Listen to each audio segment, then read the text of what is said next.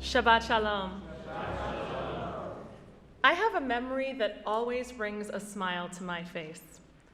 When I was living in Brooklyn, I was standing in line at my favorite bagel shop with my daughter, who was only 3 at the time.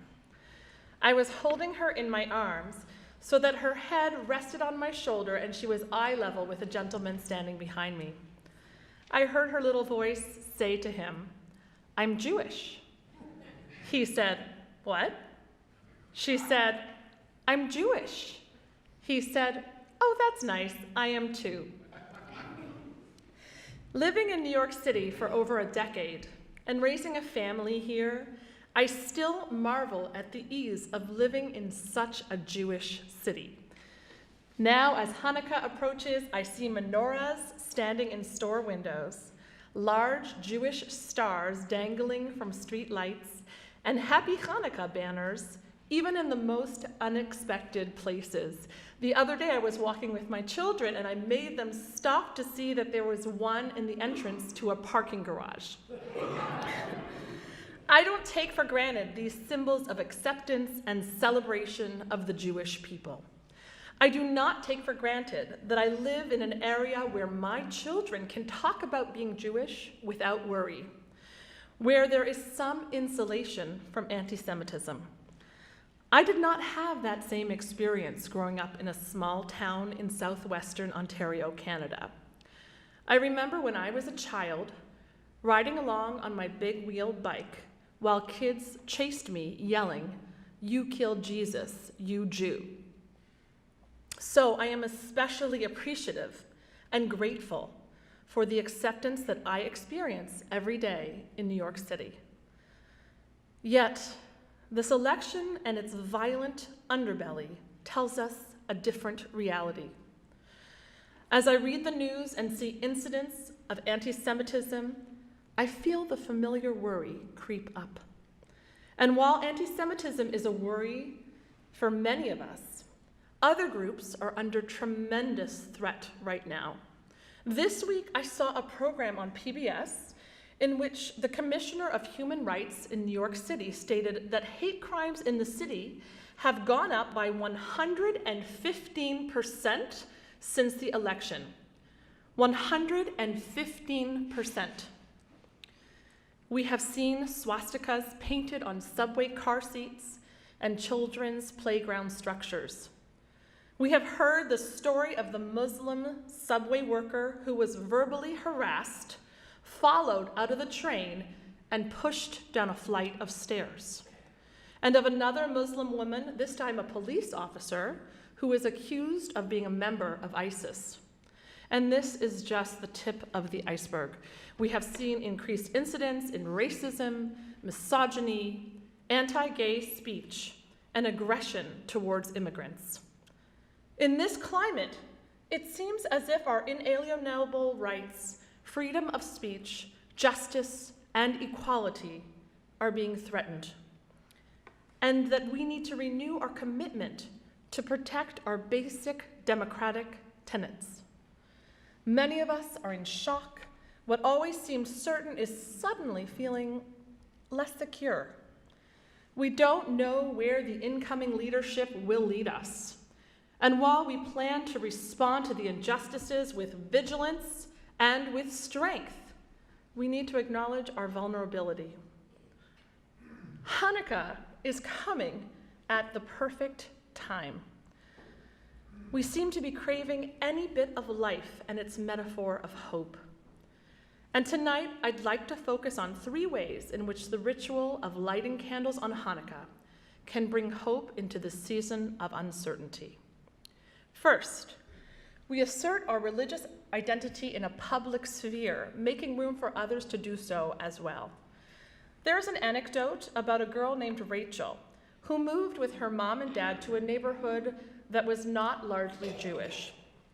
They were a little scared to identify themselves publicly as Jews by placing their menorah in the window. And they finally did so. And the very next night, Rachel noticed the family across the street took on Rachel's family's lead and placed their own menorah in the window. "Mom, Dad," Rachel cried out. Her parents rushed into the room, and the three of them stood huddled together as they silently watched their neighbor light the night's candles. Rachel's mother held her family close and said, "Yes, Rachel, it is like a light in the darkness." In the words of the Svat Emet, hiding takes place mainly in the dark. We need light to seek and find. Second, light is a metaphor for a divine spark within. There is a teaching that the Hanukkah light is actually the original light of creation. God had to hide it from us, and the Hanukkah candles reflect this hidden light. This very special light offers us an opportunity to see things in ourselves and others, seeking what is holy about each and every person. And we can see these glimmers of hope along these lines even in our current charged political atmosphere. Just this past week in North Dakota, after months of protests, the Corps of Engineers decided to halt their work on the pipeline. And while we don't know where this will go, this decision was a hopeful indication that the words and actions of the disenfranchised were heard and acknowledged. Third, the ritual of candlelighting is a symbol of building strength. We start with one candle and add one by one until we have a glorious full menorah ablaze on the 8th night. We begin with the small, and through our hope and dedication, we become stronger. Just as a single cruse of oil was enough to last 8 days, a tiny flame, a small action of justice can lead to something momentous. The Hanukkah narrative is one of justice over tyranny and of prevailing against all odds. This is a theme we see throughout Jewish teachings, that from the darkest place, we can once again rise. In this week's parasha, we find Jacob all alone, running from his brother Esau, who is furious with him for stealing both the birthright and the blessing from their father.